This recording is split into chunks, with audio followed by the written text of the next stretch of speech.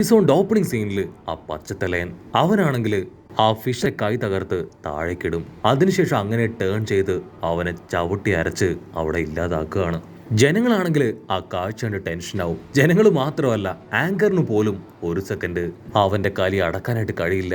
അവൻ എന്തോ ഒരു സൂത്രം പ്രയോഗിക്കുന്നുണ്ട്. അതുകൊണ്ടാണ് അവനെ കൊണ്ട് ഇതിനെല്ലാം കഴിഞ്ഞത്. മറ്റൊരു ഭാഗത്താണെങ്കിൽ ആ നീലത്തലയനും ഗ്ലാഡിയേറ്ററും അവരാണെങ്കിൽ മണിക്കൂറുകളായിട്ട് നിർത്താതെ ഫൈറ്റ് ചെയ്യാണ്. ഒരുപാട് നേരത്തെ അവരുടെ പൊരിഞ്ഞ ഫൈറ്റില് ഇപ്പൊ ആ നീലത്തലയൻ ഗ്ലാഡിയേറ്ററിന്റെ ഹെൽമെറ്റ് അത് തല്ലി തകർക്കുകയാണ്. ജനങ്ങളാണെങ്കിൽ നീലത്തലയന്റെ ഭാഗത്ത് നിന്ന് അങ്ങനെ ഒരു മൂവ്മെന്റ് അത് പ്രതീക്ഷിച്ചില്ല. അവരാണെങ്കിൽ ഇപ്പൊ നീലത്തലയന്റെ പേര് വിളിച്ചു പറയും. നീലത്തലയൻ അവൻ നിസ്സാരക്കാരനല്ല, അവന് ഭയങ്കര പവറാണെന്നൊക്കെ പറഞ്ഞ് അവരിപ്പോ അട്ടഹാസം മുഴക്കും. ഗ്ലാഡിയേറ്ററിനാണെങ്കിൽ ഇടി കിട്ടിയിട്ടും യാതൊരു കൂസലുമില്ല. കുഴപ്പമില്ല, എന്നെ ഇതൊന്നും തകർക്കാൻ പോകുന്നില്ല, ഞാൻ വീണ്ടും ഫൈറ്റ് ചെയ്യുമെന്ന് പറഞ്ഞ് അവൻ പതിയെ എഴുന്നേക്കാനായിട്ട് ശ്രമിക്കുകയാണ്. മറ്റൊരു ഭാഗത്ത് ബാക്കിയുള്ളവര് ഫൈറ്റ് ചെയ്തുകൊണ്ടേയിരിക്കും. കിങ് ആണെങ്കിൽ ഇപ്പോഴും നിർത്താതെ പ്രാക്ടീസ് ചെയ്തുകൊണ്ടേയിരിക്കുകയാണ്. അപ്പൊ വേറൊരുത്തൻ ഓടി വന്ന് 3 സോൾജിയേഴ്സിനെ ഇടിച്ച് ദൂരേക്ക് തെറിപ്പിക്കും. ഇനിയും ബാക്കി 5 പേര് കിങ്ങിന് ചുറ്റുമുണ്ട്. അവരാണെങ്കിൽ വിട്ടുപോവാതെ ആ കിങ്ങിനെ പ്രൊട്ടക്ട് ചെയ്ത് അങ്ങനെ നിന്ന് ഫൈറ്റ് ചെയ്തുകൊണ്ടേയിരിക്കും. അപ്പോഴായിരിക്കും മറ്റൊരു വമ്പൻ ട്വിസ്റ്റ്. ആ കപ്പട മീച്ചക്കാരൻ അവനാണെങ്കിൽ അവന്റെ കൂടെ ഉള്ളവരെ തന്നെ വെട്ടി എറിയാണ്. സോൾജിയേഴ്സ് ഷോക്കാവും. നീ എന്തായി ചെയ്യണേ? നമ്മളെല്ലാവരും ഒരു ടീംമേറ്റ്സ് അല്ലേ? അതിനവൻ പറയും, എന്റെ ടീംമേറ്റ്സ് ഒന്നും അല്ല, നിങ്ങൾ എല്ലാവരും വെറും പൊട്ടന്മാരാണ്. ഞാൻ പറഞ്ഞത് കണ്ണു അടച്ച് വിശ്വസിച്ചു എന്ന് പറഞ്ഞ് ആ നീലത്തലയന്റെ അടുത്തേക്ക് വരും. ആക്ച്വലി ഇവർ രണ്ടുപേരും ഒറ്റക്കെട്ടാണ്. ഓപ്പണൻസിനെ പോലെ അഭിനയിച്ച് ഇത്രയും നേരവും അവരെ എല്ലാവരും ഇവര് മണ്ടന്മാരാക്കുകയായിരുന്നു. ആ ബ്ലൂ മാൻ ആണെങ്കിൽ പുറത്തുള്ളവരെ അറ്റാക്ക് ചെയ്ത് തോൽപ്പിക്കും. അതേസമയം പപ്പട മീശക്കാരൻ അവൻ അവരുടെ കിങ്ങിനെ പ്രൊട്ടക്ട് ചെയ്യും. അതാണ് അവർക്കിടയിലെ പ്ലാൻ. ഇനി പേടിക്കേണ്ട ആവശ്യമൊന്നുമില്ല, അത്ര പവർഫുൾ ആയവരാരും ഇനിയില്ല. നീലത്തലയനാണെങ്കിൽ ഇപ്പൊ ബാക്കിയുള്ള മണ്ടന്മാരെ വെട്ടിയെറിയും. അപ്പൊ അതേസമയം കപ്പട മീശക്കാരൻ അവൻ മനസ്സിൽ കാൽക്കുലേറ്റ് ചെയ്യും, അടുത്തതായിട്ട് ഈ നീലത്തലയൻ അവനെ വേണം എനിക്ക് ചീറ്റ് ചെയ്യാൻ. അങ്ങനെ എല്ലാവരെയും ചീറ്റ് ചെയ്ത് ഈ സമ്മാനം അത് ഞാൻ തന്നെ കരസ്ഥമാക്കും.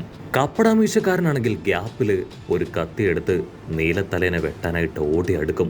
അവൻ അങ്ങനെ ടേൺ ചെയ്ത് മടക്കി ഒരൊറ്റ തൊഴി. കപ്പട മീശക്കാരൻ അവൻ തെറിച്ചു പോയി ഒരു മോൺസ്റ്റർ ഫിഷിനെ ഇടിച്ച് വെള്ളത്തിലേക്ക് വീഴുകയാണ്. ആ നീലത്തലയനാണെങ്കിൽ ഇപ്പൊ ക്യാഷ്ലായിട്ട് അവനെ നോക്കും. എന്നെ ചീറ്റ് ചെയ്യാൻ നിന്നെ കൊണ്ടെന്നല്ല ആരെ കൊണ്ട് കഴിയില്ല എന്ന് പറയും. ഇവിടെ കിങ് ആണെങ്കിൽ ഇപ്പോഴും നിർത്താതെ പ്രാക്ടീസ് ചെയ്തുകൊണ്ടേ ഇരിക്കുകയാണ്. ഇനി ബാക്കിയുള്ളത് 4 പേരാണ്. ആ ബെലമി, കിങ്, നീലത്തലയൻ, പച്ചത്തലയൻ, അങ്ങനെ 4 പേര് മാത്രം. ബെലമി ആണെങ്കിൽ ആ പച്ചമുടിയനെ അവനെ ലക്ഷ്യം വെച്ച് ഓടി വന്ന് ആഞ്ഞിട്ടിക്കും. പക്ഷേ അവൻ ഇടിച്ച ഫോഴ്സിൽ തന്നെ തിരിഞ്ഞു വന്ന് കറങ്ങി അട്ടിച്ച് താഴെ വീഴുകയാണ്. ബെലമിക്കും ചുറ്റുമുള്ള ആളുകൾക്കും എന്താ സംഭവിക്കണേന്ന് മനസ്സിലാവില്ല. ഇവിടെ ആ പച്ചമുടിയൻ പോലും ബെലമി അവൻ അറ്റാക്ക് ചെയ്യാൻ വരുന്നത് കണ്ടതുപോലുമില്ല. ആക്ച്വലി പച്ചമുടിയന് എന്തോ ഒരു വലിയ പവർ ഉണ്ടെന്ന് ബെലമി തിരിച്ചറിയും. പക്ഷേ അവനെ കൊണ്ട് ജയിക്കാൻ സാധിച്ചിട്ടില്ല എങ്കിൽ ബെലമി ആഗ്രഹിച്ചതുപോലെ ആ ഡോഫ്ലമിംഗോയുടെ ഫാമിലിയിൽ അവനെ കൊണ്ട് ചെന്ന് ചേരാനാവില്ല. ചുറ്റുമുള്ളവരാണെങ്കിൽ കമോൺ കമോൺ ബെലമി, നിന്നെ കൊണ്ട് തീർച്ചയായിട്ടും പറ്റൂന്ന് പറഞ്ഞ് അവന് കട്ടയ്ക്ക് സപ്പോർട്ട് കൊടുക്കും. ബെലമി അവന്റെ 2 കാലും സ്പ്രിംഗ് ആക്കി മാറ്റി, കൈയും സ്പ്രിംഗ് ആക്കി ആടി വന്ന് ആ പച്ചത്തലേന്റെ നെഞ്ചില് ആഞ്ഞിടിക്കും. പച്ചത്തലേനാണെങ്കിൽ കൈയൊക്കെ ഇട്ട് സിമ്പിളായിട്ട് നിൽക്കുകയാണ്. ആ ഒരു പഞ്ച് അതവന്റെ നെഞ്ചിൽ കൊള്ളും. പക്ഷെ അവനൊന്നും പറ്റില്ല. അതിലൂടെയും മൂക്കിലൂടെയും അങ്ങനെ എല്ലായിടത്തൂടെയും ചോരയൊക്കെ തുളുമ്പി വന്ന സ്പീഡിൽ ബെലമി റിട്ടേൺ അടിക്കും. ഇവിടെ ലൂഫി ആണെങ്കിലും ഈ കാഴ്ചയൊക്കെ കണ്ട് ബെലമിയോട് നിലവിളിച്ചു പറയും, ബെലമി, ഒരു കാരണവശാലും നീ തോക്കാനായിട്ട് പാടില്ല. നിന്റെ ലക്ഷ്യം അത് നീ പൂർത്തീകരിക്കണം. മറ്റൊരു ഭാഗത്ത് ആ കിങ്ങിന്റെ നേർക്ക് ഇപ്പൊ ആ നീലത്തലയനും ബാക്കിയുള്ളവരും തിരിഞ്ഞു നിൽക്കുകയാണ്. ആ കിങ് ആണെങ്കിൽ പക്ഷേ ക്യാഷ്ലായിട്ട് ചിരിക്കുകയാണ്. കാരണം ഇത്രയും നേരം ആള് പ്രാക്ടീസ് ചെയ്തത് വെറുതെ ആയില്ല. ആളുടെ ബോഡി മുഴുവൻ ചോപ്പായി മാറി ആള് പഞ്ച് ചെയ്യാൻ തയ്യാറായി കഴിഞ്ഞു. ആളുടെ ഒരൊറ്റ പഞ്ചില് ആൾക്ക് എല്ലാവരെയും തവിട് പൊടിയാക്കാൻ വളരെ എളുപ്പം സാധിക്കും. അതാണ് ഇപ്പൊ ജനങ്ങളുടെ അടക്കം പ്രതീക്ഷ.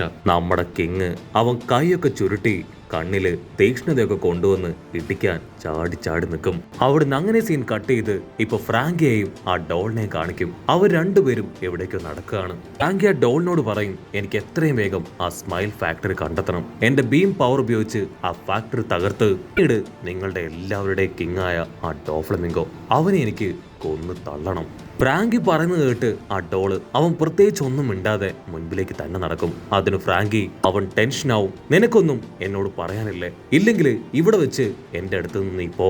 എനിക്ക് ആരുടെ സഹായമൊന്നും വേണ്ട, ഞാൻ തന്നെ ആ ഫാക്ടറി കണ്ടെത്തി ഡോഫ്ലമിംഗോയെയും അവന്റെ ഫാക്ടറിയും ഒക്കെ നശിപ്പിക്കും. ഇത് കേട്ട് ആ ടോയുടെ ക്ഷമ നശിക്കും. നീ എന്തായി പറയണേ? നീ കുറെ നേരമായി ഒരുപാട് കാര്യങ്ങൾ പറയണു. ഇതില് നിന്റെ ഉദ്ദേശം എന്താ? നിന്റെ കൂടെ മറ്റാരെങ്കിലും ഉണ്ടോ? നിങ്ങളൊക്കെ എന്തിനാ ഇവിടേക്ക് വന്നേ? ഫ്രാങ്കി ആണെങ്കിൽ വണ്ടർ അടിക്കും. അപ്പൊ ഇത്രയും സമയവും ഞാൻ പറഞ്ഞൊന്നും ഇവൻ കേട്ടില്ലേ? ഇവൻ ഇങ്ങനെ ഒരു മണ്ടനാണല്ലോ എന്ന് പറഞ്ഞ് തലയ്ക്ക് കൈവെക്കുമ്പോഴായിരിക്കും അവിടെ വലിയൊരു ശബ്ദവും ആ ബിൽഡിംഗ് പതിയെ വൈബ്രേറ്റ് ചെയ്യുന്നതായിട്ട് അവർക്ക് തോന്നുക. അപ്പൊ ക്യാമറ അങ്ങനെ സൂം ഔട്ട് ചെയ്ത് മത്സരം നടക്കുന്ന ആ സ്ഥലം കാണിക്കുകയാണ്. കിങ് ആണെങ്കിൽ തന്റെ സകല പവറും അബ്സോർബ് ചെയ്തെടുത്ത് കൈയൊക്കെ ചുരുട്ടി പഞ്ച് ചെയ്യാൻ റെഡിയാവും.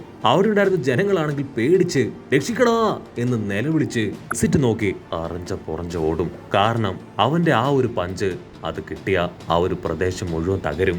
ആ ഗ്യാപ്പിൽ ബെലമിയാണെങ്കിൽ ആ പച്ചത്തലേനെ അവനെ പിടിച്ചു വലിക്കും.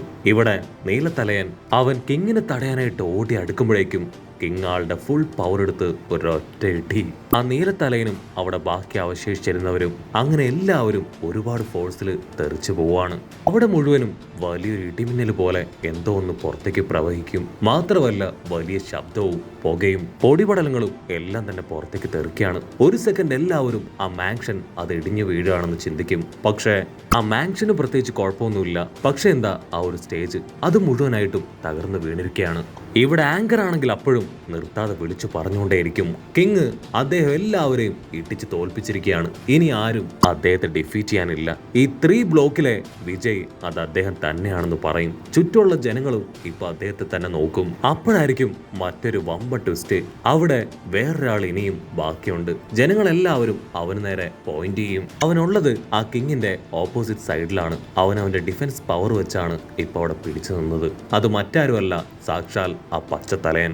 അവൻ ഇതുപോലെ അവന്റെ ഫിംഗേഴ്സ് ക്രോസ് ചെയ്ത് പിടിച്ച അവിടെ വലിയൊരു ബാരിയർ ഉണ്ടാവും. അതുപയോഗിച്ചാണ് അവനിപ്പോ രക്ഷപ്പെട്ടത്. ആ കിങ് ആണെങ്കിൽ അവനെ കണ്ട് ഒരു സെക്കൻഡ് ഫ്രീസ് ആവുകയാണ്. കാരണം ആളുടെ അത്രയും നേരത്തെ ട്രെയിനിങ്ങും കഷ്ടപ്പാടുമാണ് ആ വലിയ പഞ്ച്.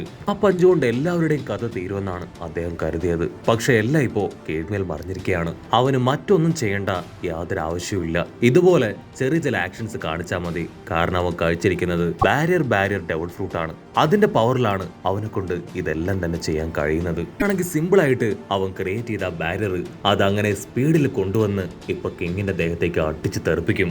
ആ ഒരു ഇടിയില് കിളിയും കാറ്റും ഒക്കെ പോയി നമ്മുടെ കിങ് ആള് ബോധം കെട്ട് താഴേക്ക് വീഴും. ആങ്കർ ആണെങ്കിൽ പച്ചമുടിയന്റെ പേര് വിളിച്ചു പറയുമ്പോൾ ജനങ്ങളുടെ മുഖത്ത് വലിയൊരു ഡിസപ്പോയിന്റ്മെന്റ്. ആര് ജയിക്കരുത് എന്നവർ ആഗ്രഹിച്ചോ അവനിപ്പോ ജയിച്ചിരിക്കുകയാണ്. ഈ പച്ചമുടിയൻ ആക്ച്വലി ആ ഒരു ഡെവൽ ഫ്രൂട്ടിന്റെ ആവശ്യമില്ല. അവനത് വേറൊരാൾക്ക് ഡെഡിക്കേറ്റ് ചെയ്യാനാണ്. അവൻ വലിയ എന്തോ റോക്കറ്റ് വിട്ട സന്തോഷത്തില് അവിടുന്ന് പുറത്തേക്ക് വരും. അതേസമയം ഇവിടെ നമ്മുടെ ഫ്രാങ്കി അവനങ്ങനെ ഷോക്കായിട്ടിരിക്കുകയാണ്. അതിന് കാരണം മറ്റൊന്നുമല്ല, ആ ഒരു ടോയ്. അവനും ആ സ്മൈൽ ഫാക്ടറി നശിപ്പിക്കാനാണ് ഇത്രയും നാളും കാത്തിരുന്നത്. ഫ്രാങ്കി പറയും, നീ പേടിക്കേണ്ട ആവശ്യമൊന്നുമില്ല. ആ ഫാക്ടറി എവിടെയാണെന്ന് മാത്രം നീ പറഞ്ഞതാ. നമുക്ക് എല്ലാവർക്കും വേണ്ടി അത് സെക്കൻഡുകൾ കൊണ്ട് എന്റെ ബീം പവർ കൊണ്ട് ഞാൻ തകർത്തു തരാം. അതിനവൻ പറയും, അയ്യോ വേണ്ട വേണ്ട, അത് തകർക്കുന്നതിന് മുൻപ് എന്റെ ഫ്രണ്ട്സിനെ രക്ഷിക്കണം. എന്നെ പോലുള്ള ഒരുപാട് വർക്കേഴ്സ് അവിടെയുണ്ട്. അവരെ രക്ഷിച്ചതിന് ശേഷം മാത്രമേ അത് തകർക്കാൻ പാടുള്ളൂ. അങ്ങനെ അവർ രണ്ടുപേരും കാര്യമായിട്ട് പ്ലാൻ ചെയ്ത് അത് എക്സിക്യൂട്ട് ചെയ്യാൻ തയ്യാറാവുന്നതോടുകൂടെ ഈ ഒരു എപ്പിസോഡും അവസാനിക്കുന്നു. എപ്പിസോഡ് ഇഷ്ടപ്പെടുകയാണെങ്കിൽ തീർച്ചയായിട്ടും ലൈക്ക് ചെയ്യാനും കമന്റ് ചെയ്യാനും ഷെയർ ചെയ്യാനും മറക്കല്ലേ. അടുത്തൊരു അടിപൊളി എപ്പിസോഡുമായിട്ട് കാണുന്നവരെ it's me with Mallu episode.